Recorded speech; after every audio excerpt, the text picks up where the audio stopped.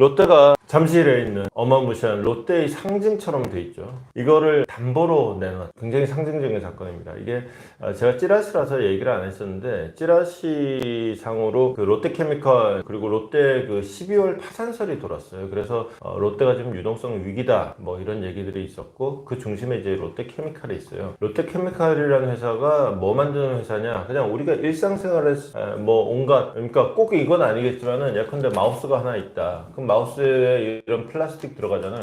이런 거 다 만드는 게 롯데케미칼이에요. 이게 일상에서 접하는 빈도가 높은 만큼 실제로 뭐 폼은 안 나지만 굉장히 실속 있는 사업이었어요. 2017년 뭐 2020년까지만 해도 롯데 기업의 캐시카우다라는 얘기를 들었었거든요. 뭐 1년에 순이익만 막 3조 원씩 막 내고 막 이랬단 말이에요. 그러니까 3조씩 막 현금이 들어오면 얼마나 좋아요. 그래서 캐시카우 소리를 들었는데, 이게 2022년부터 이게 적자로 들어가더니 그 와중에 인수합병까지 하면서 돈이 더 쪼들리면서 이제 유동성 위기설까지 지금 나오게 된 상황이 된 겁니다. 이게 근본적으로 고민을 해볼 필요가 있어요. 이게 롯데 위기가 아니에요. 지금 비슷한 상황이 대한민국 경제의 자존심, 그러면은 이제 우리가 흔히 삼성전자를 떠올리는데 포항제철이 있습니다. 포스코. 근데 요즘에 포스코가 지금 공장 폐쇄를 하는 상황이에요. 이게 롯데케미칼하고 본질이 같습니다. 뭐냐? 중국에서 정부 자체가 경제 주체죠. 그러면서 마구잡이로 그냥 찍어내는 거예요, 물건을.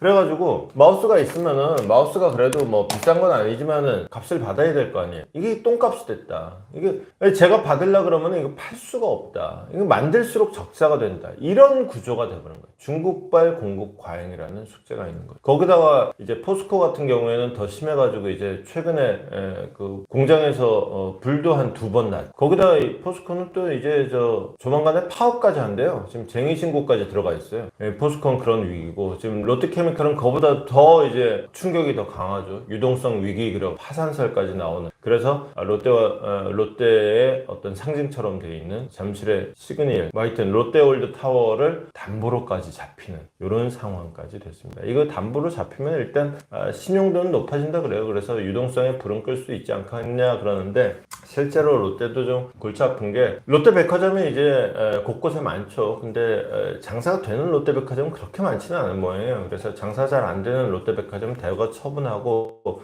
롯데로서는 지금 사업 정리를 좀 하고 있는, 롯데라는 기업이 그야말로 이제 소비자들하고 직접 만나는 게 많아요. 롯데케미칼은 좀 아니긴 한데 롯데백화점도 그렇고, 그 다음에 뭐 롯데라는 데가 원래 짜기로 유명한 회사인데 뭐 이제 돈 문제 얘기 나오면 너 그거 하려고 그러면 껌을 몇 통을 팔아야 되는지 알아? 뭐 이런 식으로 나오는 걸로 유명한데, 그만큼 껌이나 뭐 요즘엔 껌도 잘 안 씹는다. 하여튼 그 소비자들하고 직접 만나는 사업이 많은데, 이게 그만큼 지금 내수 경제가 지금 얼마나 악화되어 있는지를 또 보여주는, 그러니까 중국발 공급 과잉이라는 게 롯데케미칼이기도 하고, 롯데그룹 전체로 보면은 이제 내수 경제의 침체를 단적으로 보여주는, 사실은 우리 경제의 현주소를 가장 적나라하게 보여주는 기사가, 저는 오늘 이 기사라고 생각하는데, 오늘 이 기사를 일면에 실은 신문은 매일경제신문밖에 없었습니다. 저는 매일경제신문이 한강 단독 인터뷰로 히트친 이래로 일면 편집에 가장 성공한 사례가 오늘이 아닐까. 역대급 쇄신, 그랬어요. 쇄신이라고 이름을 붙긴 했습니다만은, 근데 쇄신 없는 인사라고 했던 그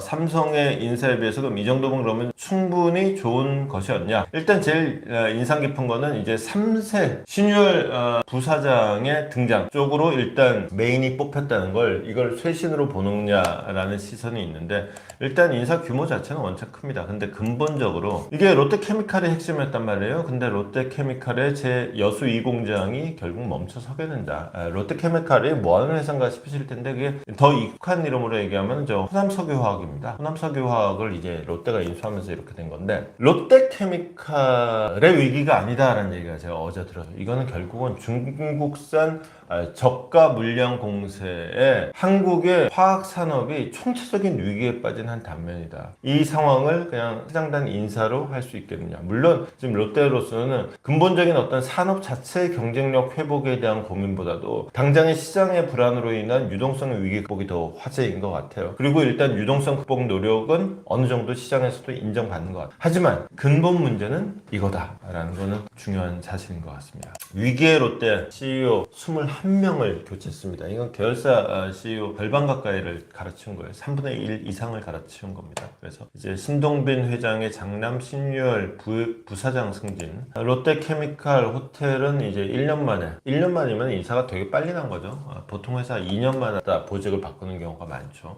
하여튼 이제 본격적으로 칼을 빼든 이게 쇄신이 됐든 뭐가 됐든 하여튼 대규모 인사가 난 것만은 분명한 일이죠. 거기다가 어제 제가 그 롯데타워 잠실에 있는 거 이만한 거 그거 이제 담보로 맡기고 거기다가 7조 6천억에 이르는 토지자산 재평가라는 게 이게 옛날에 근데 그 사이에 부동산 가격이 많이 올랐죠. 이걸 재평가하면 그 가격이 많이 반영되겠죠. 그러면은 지금까지 내가 땅을 갖고 있었는데 지금까지는 이게 5천원짜리 땅이라 고 계산이 돼 있었는데 이게 지금 다시 계산하면 10,000원짜리 땅이 되는 그러면 이제 지금까지는 나 돈 없는 사람인데 갑자기 부자로 평가되는 이런 상황이 되겠죠. 그러면 이제 어쨌거나 재무제표는 굉장히 좋아지는 그리고 그 좋아진 재무제표가 투자자들을 안심시키는 하지만은 이게 썩 마음이 편치가 않은 것이 L7 호텔, 시티 호텔 매각하고 해외 부실 면세점도 정리하고 그 다음에 정말 알짜 계열사 롯데 렌터카거든. 이게 진짜 요게 진짜 효자였어요. 진짜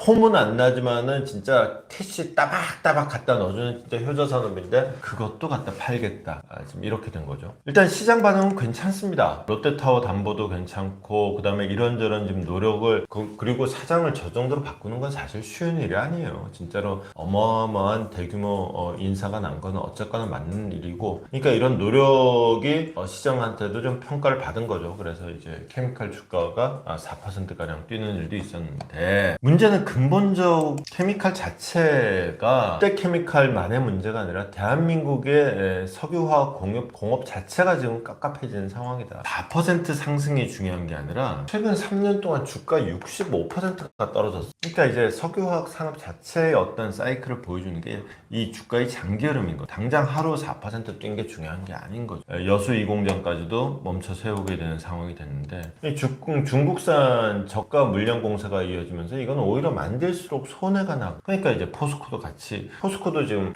공장 폐쇄해야 되는 이런 상황이란 말이죠. 석유화, 철강 이게 제조업의 뭐랄까 심장이라기보다는 제조업의 핏줄 정도에 해당되지 않을까요? 철강이 없고 석유화학이 없으면은 거기서 그걸 갖고 뭔가를 만들어내는 뭐가 있겠냐고. 이게 안 들어가면은 안 되는 거예요. 이거부터가 망가지면 국가 경제가 진짜 뿌리부터 흔들리는 거예요. 이게 사람이 허리 다치면은 걸을 수도 없잖아요. 허리를 다친 거예요, 중년 남자가.